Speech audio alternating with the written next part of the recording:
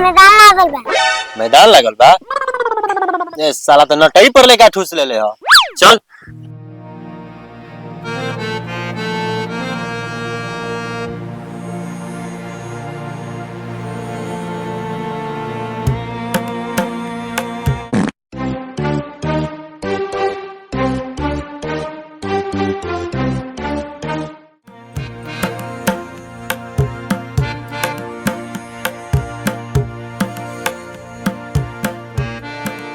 पापा मैदान लागल बा। अरे साला तो कितना हो गए रे। चल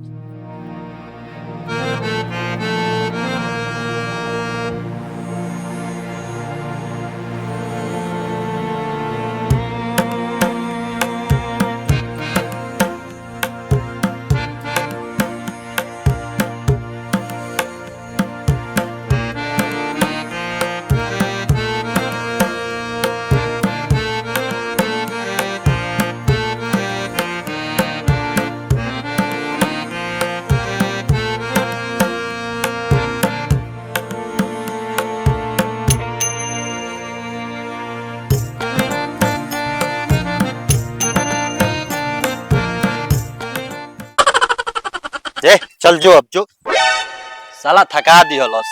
लागत तो डॉक्टर के बोला ही के पड़ी न तो देखो तनी हमारे के पानी चढ़ावे के पड़ जाई। हेलो डॉक्टर साहब। हेलो, हम डॉक्टर झूला। फोड़ देला फुंसी होके चाहे फूला, फूला लाला हुला। कौन बोलत रे सरवा? हम रमेश बंडी। झंडी? कैसन झंडी बे? झंडी ना महाराज, हम रमेश बंडी बोला तानी। ओ बंडी। कहो बंडी। तनी आई ना, हमार लइका बड़ा छेरिया था। छेरिया था? जी जी आई आई तनी आई। ठीक बा।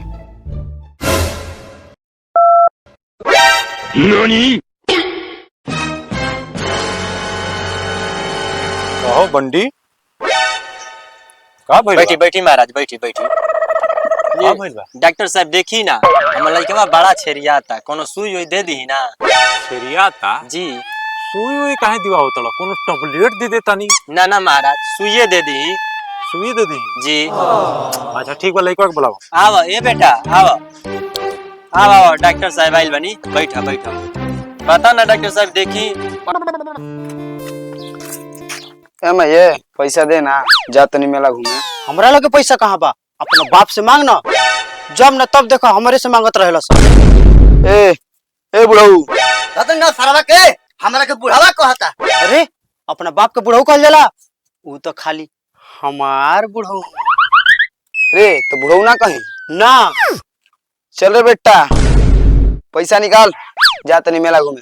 देख हदल ले कर तो दे न देही, काय करे मुहे लागल बा। रे जा तो ले ना, विटामिन ले ले। ठीक बा ठीक बा। देखला अपना सुपुत्र के रहन। एक दिन हमार माथा गरम होई ना तो मार के ओकर पिठिया हम फाड़ देबले।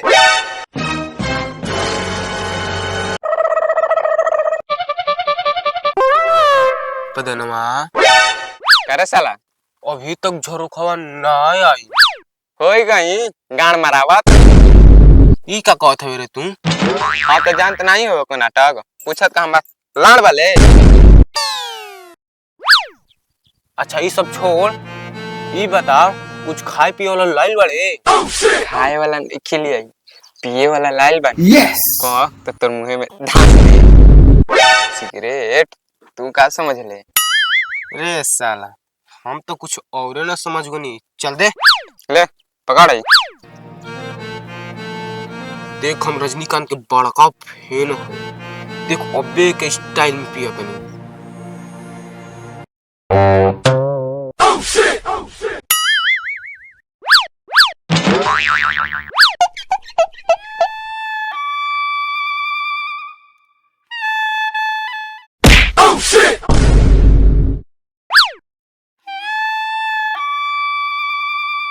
चल धरा। बैठ।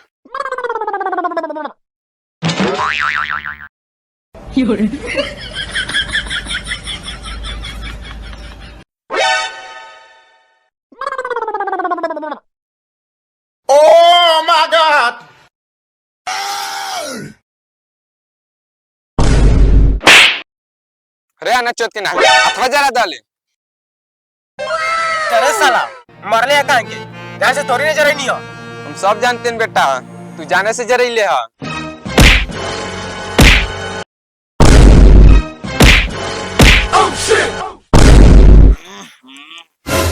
अरे सलाई का लगिल बड़े रे। तू सब छोड़ा सन, ये बता स्तनी दूना आपस में लड़ कहां बड़ा सर है? जरा दल से सरवा कहां रे? हथवा पर जोरीबो के लेता हाथवा पर इने गोंडुए में जरा दे। ये बता इतना सौ धज के कहाँ जात बड़े तैयारी में। तोरा का नहीं के पता नागपुर में मेला लगल बा, जा तनी मेला देखे चल बस। हाँ हाँ चले के चल अरे बक हई तोर मुंह शर्मा धोल के ही तर जीबे का होई बरे हई सारा चल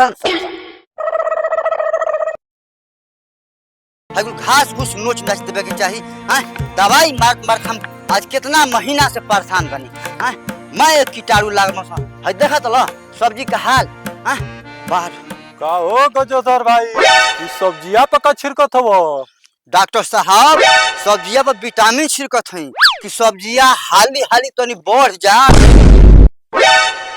ए मर्दे साफा खत्मे बाड़ो, आदमी के खाए वाला विटामिन सब्जी पर छिड़कताड़ो। का हाँ न तो और का, जा मर्दे साफा खत्म बाड़ो।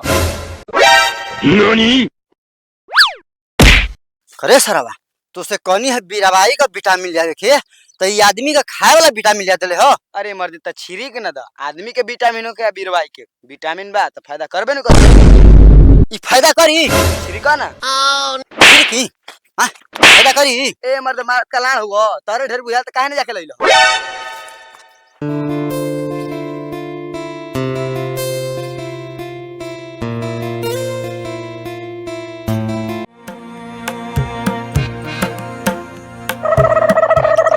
खा अकेले अकेले हमनी के दोनों ना।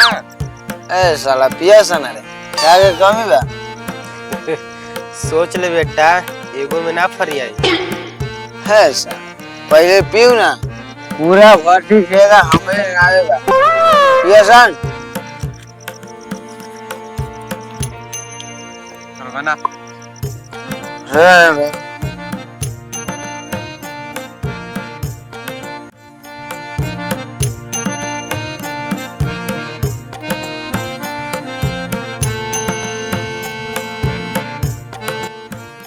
हवा गाड़ फाटी तो फाटी वाकर पोजीशन ना फाटे। ओके ओके ठीक है हम लोग जरूर पिएंगे।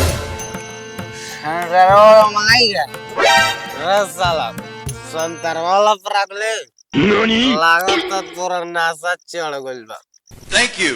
तोरा देसी विदेशी में फर्क नहीं कर पाता। नशा नशा मतलब हमारे झाड़ सारा हरोई का हम मजाक में पी जाएगा। ए भाई इस झाट वाट बंद कर, हम जाता नहीं घर बाबूजी खोजत होएगा। कल बिहानो मौसी के गाँव में जाए के बा। मौसी के गाँव जेबे तो हमरो तरफ से मौसी के प्रणाम कहिए जी। अरे भाई अब चले के बहुत देर हो गई बा। हाँ सर लेकिन हमारा नशा नहीं के होए।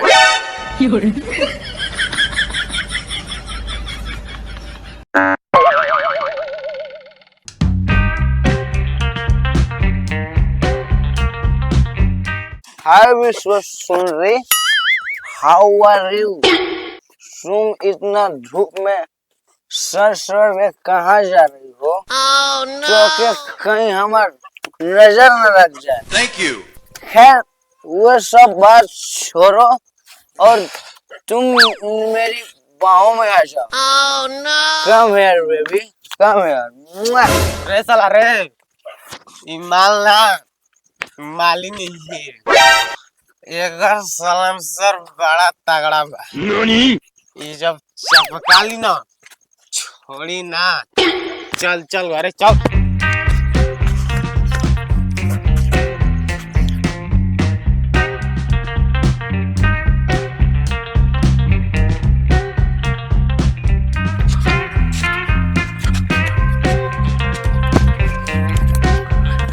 बगैर पियारा के बाद हवा कैसे शिखर हो रहा है।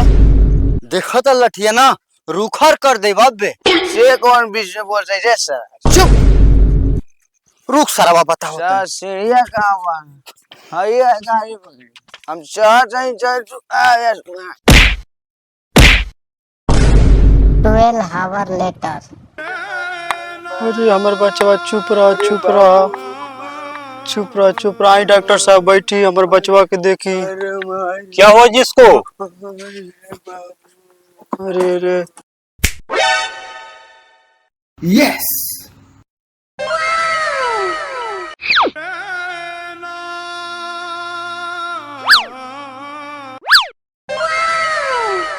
चुप साला बहुत रो रहा है। बताओ क्या हुआ इसको? अरे डॉक्टर साहब हमारा लड़का के मार के नतिया एकदम गोड़ हाथ तोड़ दिले भाई। डॉक्टर साहब देखिए दादा हमारे लड़का के रतिये से बैंडेज पट्टी को के नहीं तब वो नहीं खेरा में डॉक्टर साहब। चुप रहे आप। वो तो ओवर एक्टिंग में रो रही है। क्यों मारा जी? क्यों मारा इसको? सारे पेड़ पर चढ़त रहे दारू पी के। दारू पी के? जी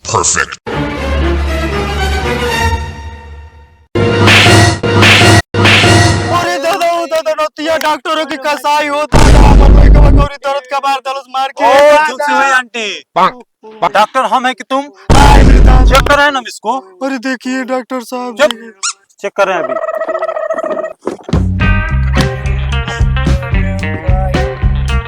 चुप चुप रहा चुप रहा चुप रहा।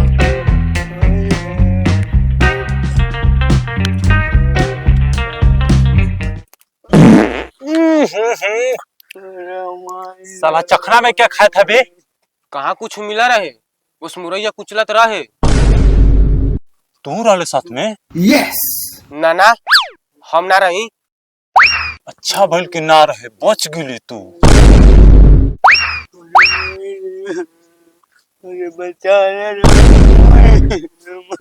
ए देखो इसका प्लास्टर ना अच्छा से नहीं हुआ है। अच्छा अच्छा डॉक्टर साहब इसको हड्डी निकला हुआ है। का करे पड़ी डॉक्टर साहब? फिर से बैठावे के पड़ी। अरे दादा वो बैठाए हमारे लड़का कैसा ठीक हो जाए दादा दर्द होता है डॉक्टर साहब। ठीक है कोशिश कर रहा हूँ। अच्छा करिए दादा हमारा बच्चा बड़ा परेशान भाई डॉक्टर साहब।